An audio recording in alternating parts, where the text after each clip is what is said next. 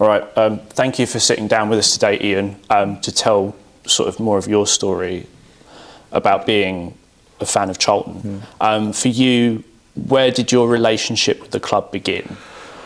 It's a family thing, Jack. And if you look at it, it probably goes through the family for generations. I first came to the Valley, it was 16th of September 1967, so a few days, 2 weeks after my 6th birthday.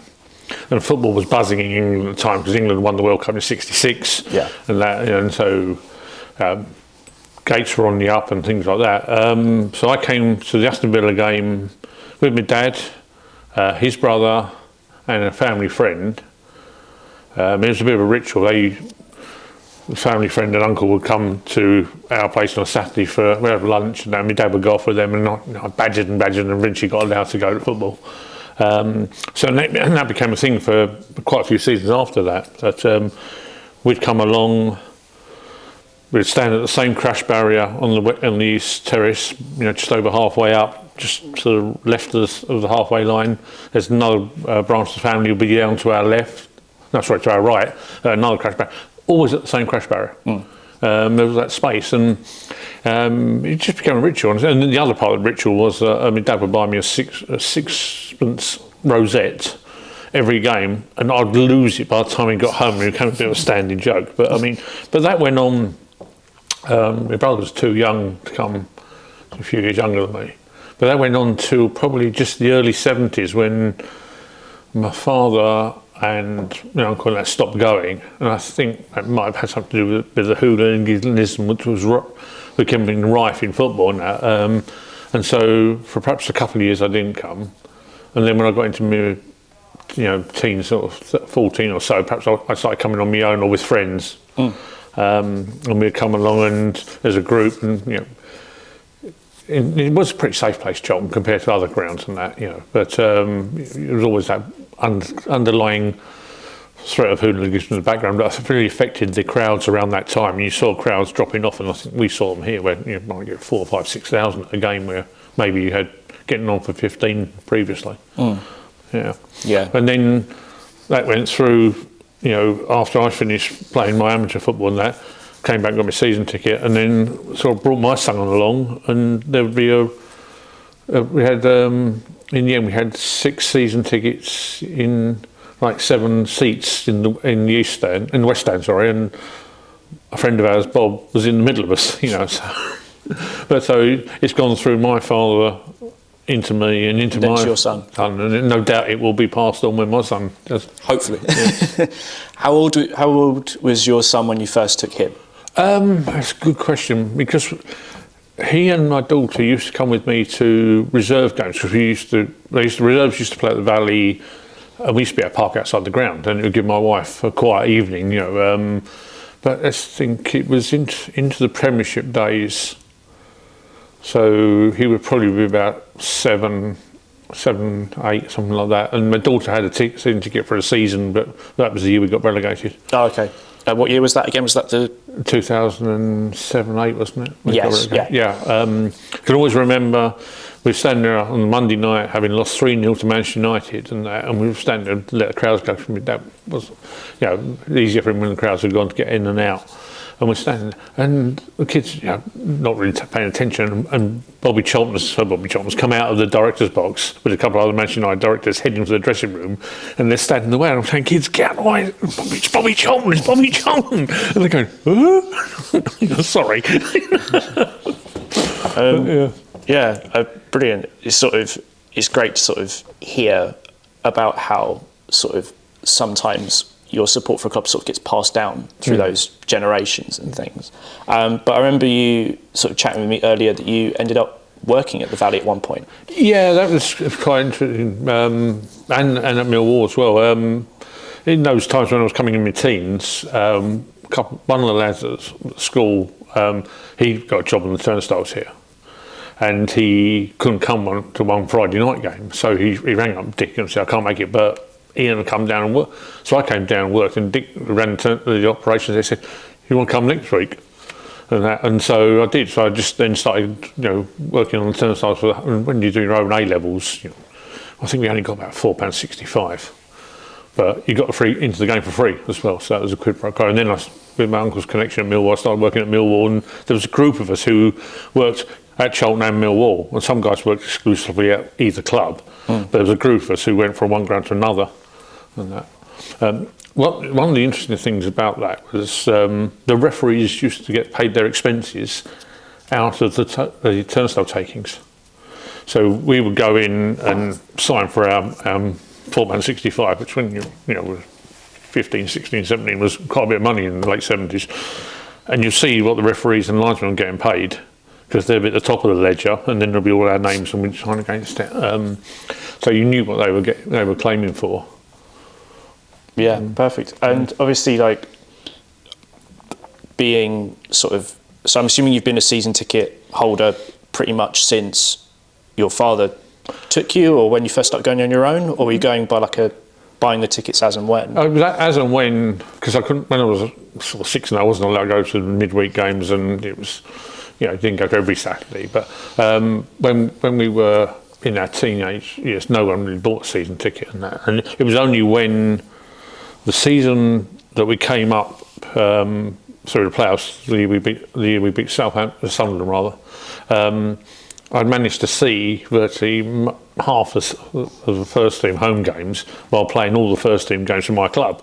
But I was coming to the end of the playing days, and so when Charlton got promoted, I got a season ticket next to my dad, and then played every other week for the club. Because I was, just over this 36, 37 at the time, and it was the right time to sort of step back from playing every week.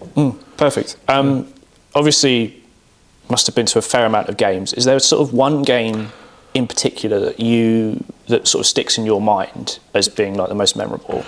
Yeah, I was thinking about this earlier on, and there's quite a few, isn't there? Obviously, the playoff finals, the semi-finals, the atmosphere at the semi-finals, so those were fantastic. But from a game, I've come down on the side of, I think the Charlton 3, Manchester United 3 game that was what, December 2000, when Ferguson played a lot of his stars and then took them off when they were 3-1 up, and we came back into it. And, Barley hits the post at 0-0, and it could have been a whole different story. But that was the closest we came to beating United in all the Premiership years. The club we never beat was Man United.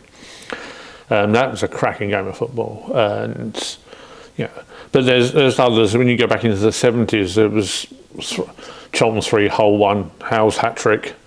And before the game, you've got Tiger Cubs swinging on the net, and ITV were here televising it.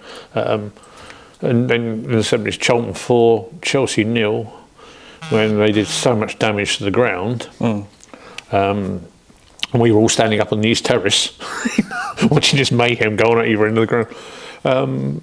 And we actually haven't done that day. And then another one that sticks in my mind is Charlton 4, Spurs 1. When Don McAllister broke my mate Mark Penfold's leg. And strangely enough, we ended up signing Don McAllister sort of a year, 18 months later. It's just strange how football works out. And I know Peter, one of the guys mentioned earlier on, the Kevin Lisby hat-trick against Liverpool for 3-0. When we were thinking of getting T-shirts made. I think a hat-trick against Liverpool does warrant that, right, especially for us at the time. That's sort of covered quite a fair bit there. One sort of thing that I've been using as a common thread for everyone is sort of the years that we moved to Selhurst. So sort of in the run-up to that season where we left, were you going fairly regularly at that point? No, I was playing at the time, so it had only been a odd midweek game here and there. I know my father was here for the last game, the Stoke City game, whenever we got the notice saying we're moving out. And I found the programme at home the other day, actually, when I was clearing out in the loft. But I was one of those, I'm not going to Sellers Park. I'm playing, it's a real faff to get there from work on a Tuesday night and then get home. Yeah. It's god-awful journey. The best of the time is going over to Sellers Park. But so I was thought, no, I'm not going to do it. I'm going to concentrate on what I'm playing. The only time I did go there, I went there before we moved there when I saw Simonson come up and play came on at half time a sub, just like we got him, and hit the bar from halfway line. We all looked at each other and went, okay, he's a bit decent. Yeah. And I went there once to see a Boxing Day game when Wimbledon moved in and taken our place as their tenants. And we went there to see the crazy game in Charlton on Boxing Day. Yeah. And obviously didn't go that much when we were at Selhurst, but do you sort of remember the time, the period of time when we moved back? Yeah. Obviously, our club's unique. I mean, we've done a lot of things that other clubs, get nowhere near. Like, we formed a political party to get ourselves back to the valley. Yeah. Dad and I bought shares in the club and things like that. To help the process.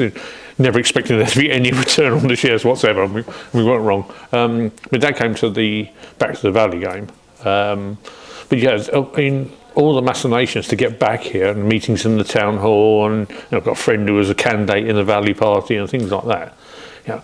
Our supporters do fantastic things that people don't really realise, and other clubs would never get anything close to doing. But yeah, it was.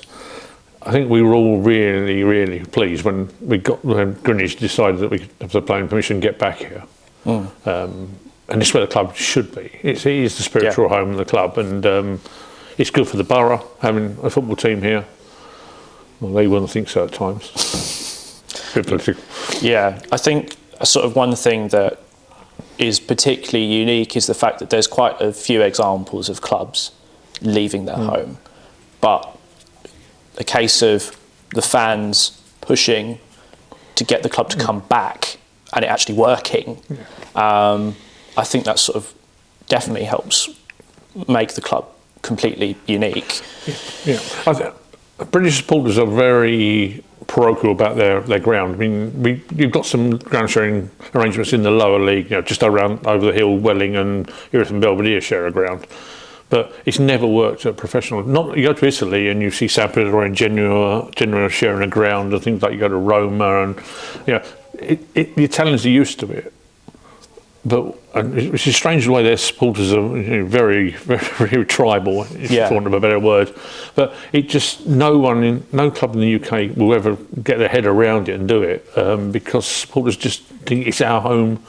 No one's ever been comfortable being at Palace. Wimbledon weren't. We certainly weren't. Yeah. That time at West Ham got us through a period where we needed a ground, and I think most people would say the rather shit with West Ham would be Palace. Yeah. But yeah, I don't think you're going to see that in UK football at all. No. I mean, I completely agree. I think it's interesting when you bring up somewhere like Italy, because you'd like to think the continental fans, you have the ultras culture, but at the same time, use the Genoa Sampdoria thing. They're both fairly big clubs, and they have to share one stadium. And you think, even both Milan teams. Yeah.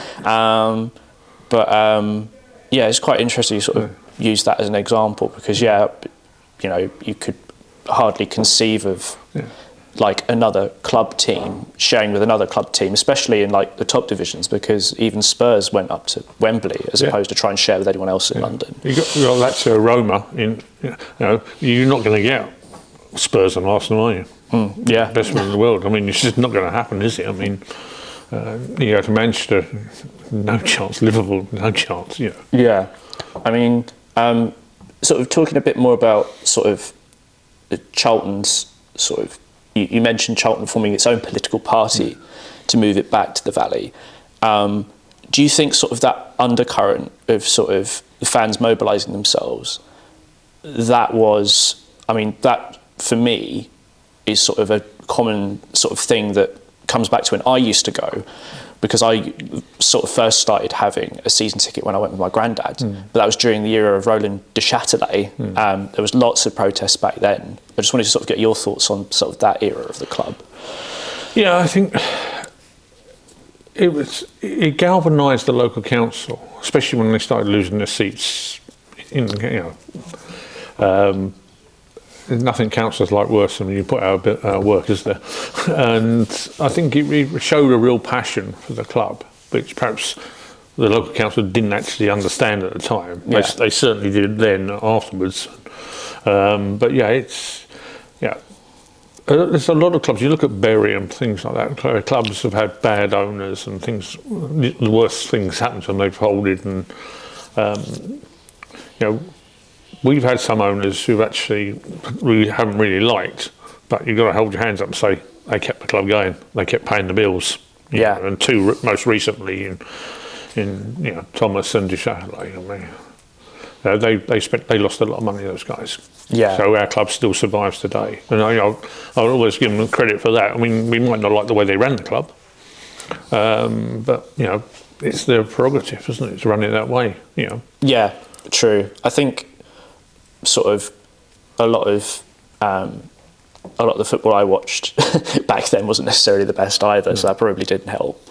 But sort of bringing it to sort of more currently, what do you think of the sort of the club's performance the past sort of, I don't know, 5-ish years? Because obviously for a long time we were sort of knocking around in League One, and it was only last season that we managed to get up through the playoffs. Yeah. I think the current ownership group have done an exceptional job for the club.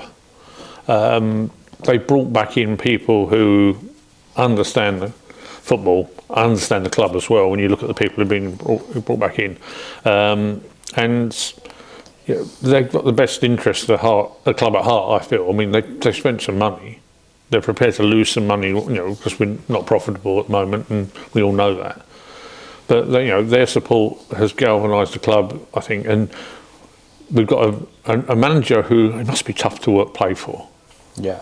Because he's so demanding and that, and he wears his heart in his sleeve. We can all see that from where we sit on the ground. When he reacts to just a pass being misplaced and that, or when we score a goal, or when we win. When we win. I mean, when we lose, he tells the truth. But there's something happening here. It may be akin to how it was with pre-Premiership days. I'm not saying we're going back into the Premiership. I think the most important thing is we stabilise ourselves in the Championship, and if that takes 5 years or whatever, but then we can start looking upwards. Because this year, the most important thing is just to stay up. How we do it, we've got to be pragmatic about this. We need to stay up, and if we have to have a boring 0-0 draw and park the bus, that's what we have to do to stay up. Yeah. And I think we're part way through. Revolution is probably a strong word, but we're part way through seeing the playing squad morph from being a League One team and a decent League One team to being a strong championship team, and that's going to take 3 or 4 seasons to do that. I mean, we got out of League One, in one go really, and they were budgeting on 3 to 5 years, the club. So we're ahead of schedule, which has got to be good news, but there's no point in regressing. We've got to keep moving forward. That means bringing in better players, but these guys don't grow on trees. We all know we need a 10. We need a ball-playing midfield player. But there's nothing to say that 1 or 2 of the people in the squad can't develop into that player. Yeah. But we know where our weaknesses are. We've got the best centre half in the division. But we don't play that incisive killer pass to the forwards. We've got guys up front who can score goals if they get the service, but we just don't get the ball into them as much. So that's the challenge for the ownership group and Jim Rodwell et al. To work out who we can get in, who works in the budget, because the budget is key. If this club's going to survive and thrive, we can't go around throwing stupid transfer fees around and stupid salaries. Done in the past, it doesn't work. And there's been a lot of examples of that not working in this division.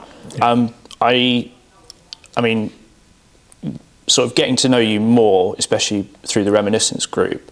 I know that you obviously work with sort of clubs you attend with a London FA, no? I'm chairman of the AFA Council, so the AFA is a county like Kent, London, Surrey, and that. So, we look after multi-team football. So a lot of our teams run, and some of them run up to 11 sides.